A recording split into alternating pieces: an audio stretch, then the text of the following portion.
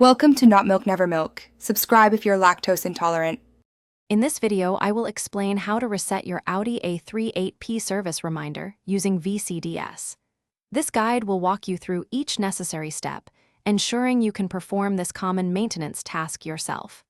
We'll cover connecting your Vcds cable, navigating the software, and finally, confirming the successful reset.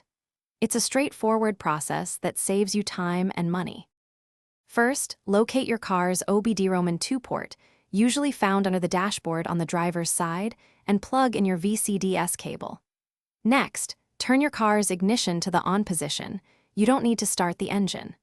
Finally, open the VCDS software on your laptop or computer. This ensures proper communication between your vehicle and the diagnostic tool. Once VCDS is running, click on Select Control Module from the main screen. From the list of modules, select 17 instruments. This is where your service interval data is stored. After entering the Instruments module, click on Adaptation 10. This function allows you to modify various settings, including the service reminder. With an adaptation, select Channel 02 and enter a new value of 0 to reset the service reminder. Click Do It to save this change. Then, confirm that the new service interval settings have been successfully applied.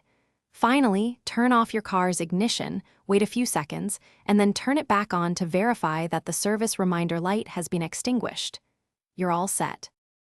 Thanks for watching. If this was helpful, leave a like and consider subscribing. See you next time.